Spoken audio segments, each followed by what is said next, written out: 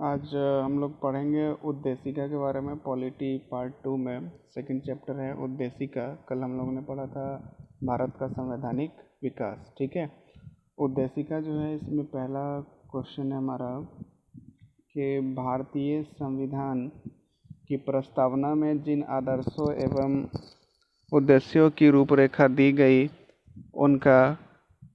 उनकी व्याख्या की गई है। ठीक है, ऑप्शन आपका इस तरीके से 4 दे रखा है। मूल अधिकारों संबंधी अध्याय में, राज्यों के नीति निर्देशक सिद्धांतों के अध्याय में, मूल अधिकारों, राज्यों के नीति निर्देशक सिद्धांतों एवं मौलिक कर्तव्यों के अध्याय में, और चौथा है संविधान के किसी भी अध्याय में नहीं। तो इसका जो आंसर होगा वो ऑप्शन नंबर सी होगा। ठीक है, भारतीय संविधान की प्रस्तावना में जिन आदर्शों एवं उद्देश्यों की रूपरेखा दी गई है उनकी व्याख्या जो है वो मूल अधिकारों, राज्यों के नीति निर्देशक सिद्धांतों एवं मौलिक कर्तव्यों के अध्याय में की गई है।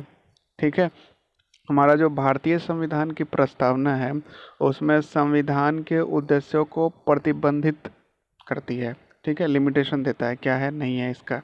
ठीक है, इसका मुख्य उद्देश्य सामाजिक, आर्थिक और राजनीतिक न्याय देना है। ठीक है, सामाजिक, आर्थिक और राजनीतिक न्याय, ध्यान से सुनिएगा, न्याय है इसका लिखा हुआ। ठीक है, राजनीतिक हो, आर्थिक हो और सामाजिक हो, उसका न्याय देगा।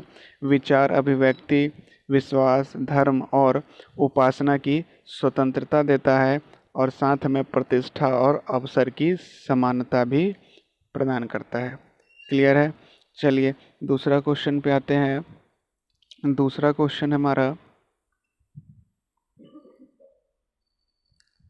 संविधान में हमारे राष्ट्र का उल्लेख किस या किन नाम या नामों से किया गया?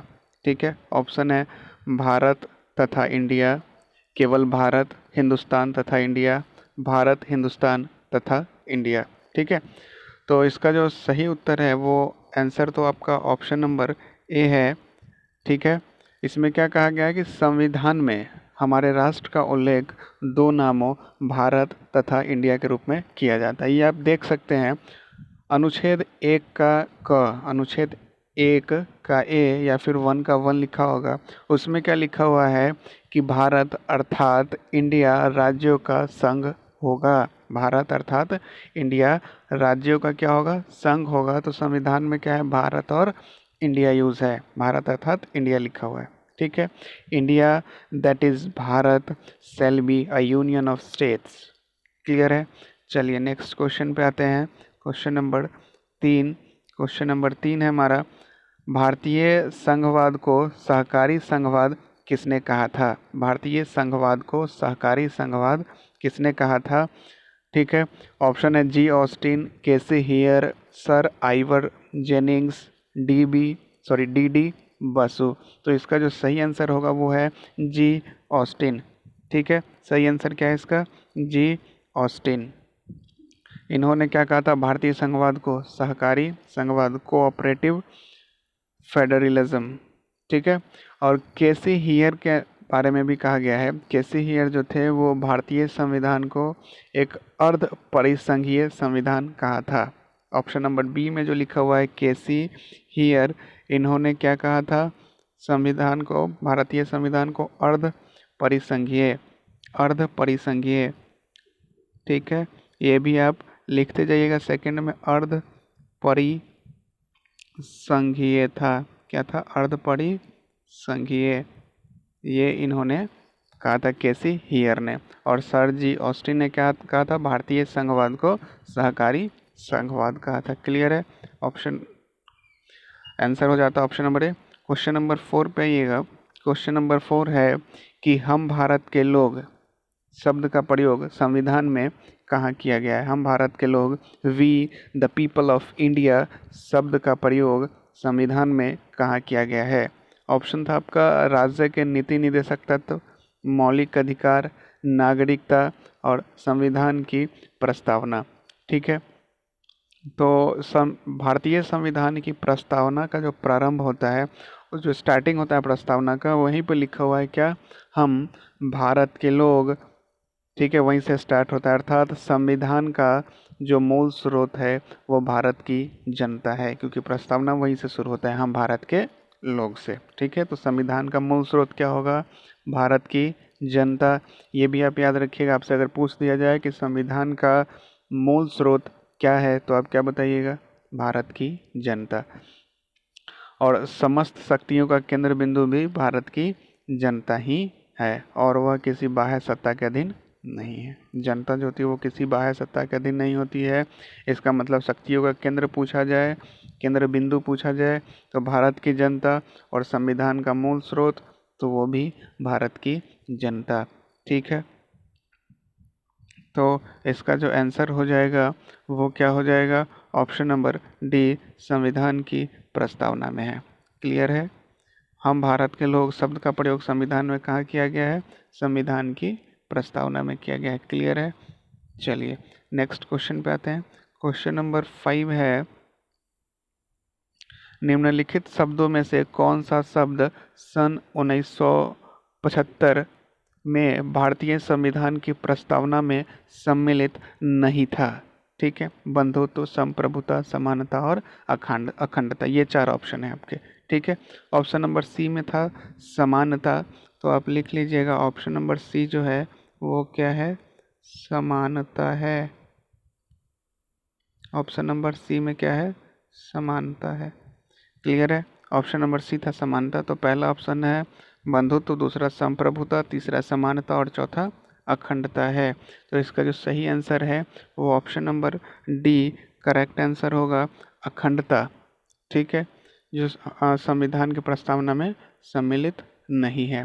ध्यान से सुनिएगा थोड़ा, भारतीय संविधान की प्रस्तावना में जो है ना, समाजवादी, सोशलिस्ट, पंथ निरपेक्ष, पंथ का मतलब कहता है विचार, विचार का निरपेक्ष, किसी एक के विचार की तरफ नहीं होगा, मतलब सेक्युलर, और अखंडता, इंटेग्रिटी शब्द को 42वें संविधान संशोधन अधिनियम जो कि 1976 में हुआ था उसके तहत जोड़ा गया था, समाजवादी, पंथ निरपेक्ष और अखंडता शब्द को।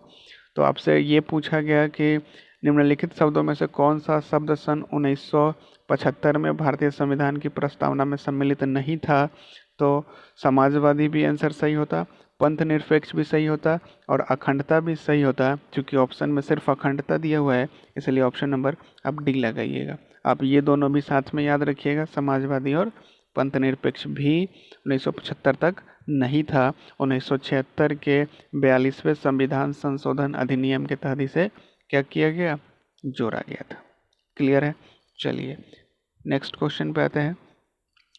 6th क्वेश्चन जो है वो है, भारत के संदर्भ में निम्न में से कौन पंथ निरपेक्ष शब्द का सही भाव व्यक्त करता है? पंथ निरपेक्ष शब्द का सही भाव कौन व्यक्त करता है? पहला ऑप्शन है भारत में अनेक धर्म है, दूसरा है भारतीयों को धार्मिक स्वतंत्रता प्राप्त है, तीसरा ऑप्शन है धर्म अनुपालन या धर्मानुपालन व्यक्ति की इच्छा पर निर्भर है, और चौथा है भारत में राज्यों का कोई धर्म नहीं है।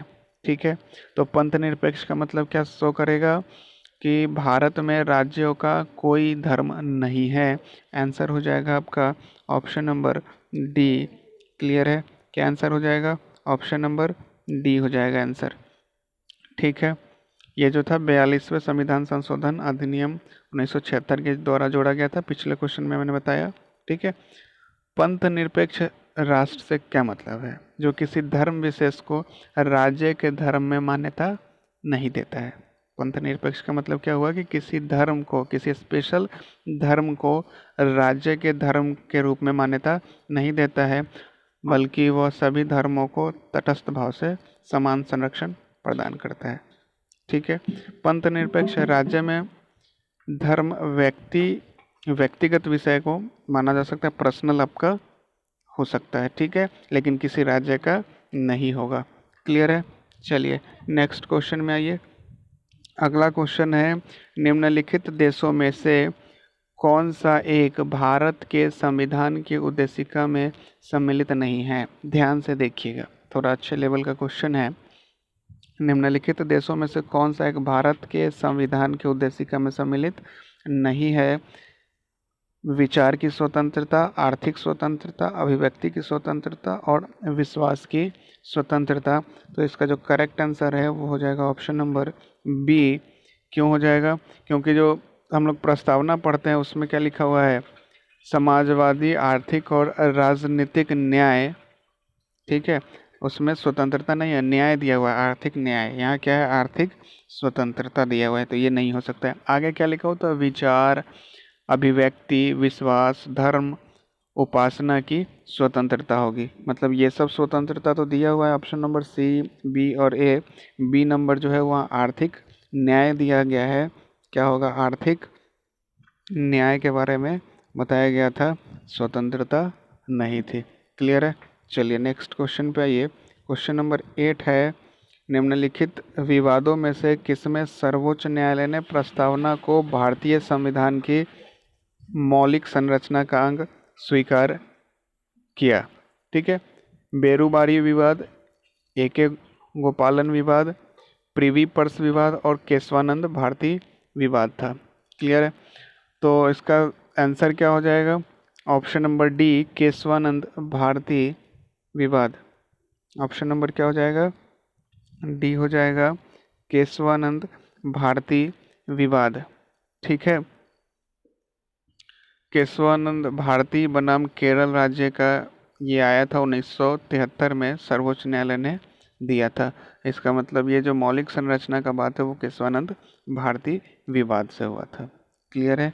चलिए क्वेश्चन नंबर 9 पे आइएगा। क्वेश्चन नंबर 9 क्या है, निम्नलिखित कथनों पर विचार कीजिए। तो पहला कथन क्या है, भारत में लोकतांत्रिक राज्य व्यवस्था है। दूसरा है, भारत एक प्रभु सत्ता संपन्न राज्य है। भारत में लोकतांत्रिक समाज है। भारत एक कल्याणकारी राज्य है।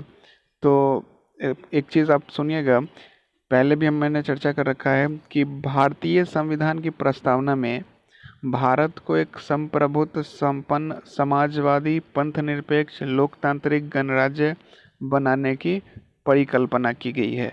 ठीक है, क्या है, संप्रभुत्व संपन्न समाजवादी पंथनिरपेक्ष लोकतांत्रिक गणराज्य। जबकि भारत को एक कल्याणकारी राज्य बनाने की भावना संविधान के भाग 4 के अंतर्गत शामिल राज्य के नीति निर्देशक तत्वों में सन्निहित है। ठीक है, भाग 4 में क्या है, कल्याणकारी राज्य की भावना। तो इसका मतलब क्या हुआ, भारत में लोकतांत्रिक व्यवस्था, भारत का फिर क्या है, संप्रभुत्व संपन्न राज्य, भारत में लोकतांत्रिक समाज, भारत का कल्याणकारी राज्य, चारों सही होगा। तो आपका ऑप्शन हो जाएगा भारत, क्या हो जाएगा ऑप्शन सही, पहला, दूसरा, तीसरा और चौथा, चारों ऑप्शन इसमें क्या है, सही है। तो आप लिख दीजिएगा ऑल ऑफ दिस, इनमें से सभी। जब आपके एग्जाम में क्वेश्चन आएगा तो इसका आंसर क्या हो जाएगा, इनमें से सभी,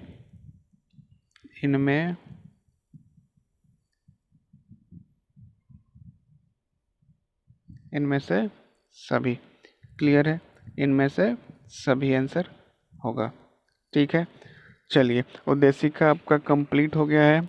अगले टॉपिक में हम लोग बात करेंगे राज्य एवं संघ राज्य क्षेत्र के बारे में। किसके बारे में, राज्य एवं संघ राज्य क्षेत्र के बारे में। ठीक है, ये पूरे वीडियो का जो क्वेश्चन है वो आपको पीडीएफ में मिल जाएगा। आप पीडीएफ के लिए टेलीग्राम चैनल पे चले जाइएगा, मैथ्स विद राहुल सर, वहाँ पे आपको इसका क्या होगा, पीडीएफ मिल जाएगा। और चैनल का लिंक हम डिस्क्रिप्शन में डाल देंगे, आप वहाँ से टेलीग्राम ग्रुप में चले जाइएगा, वहाँ पे इसका आपको पीडीएफ मिल जाएगा। क्लियर है? चलिए, थैंक यू।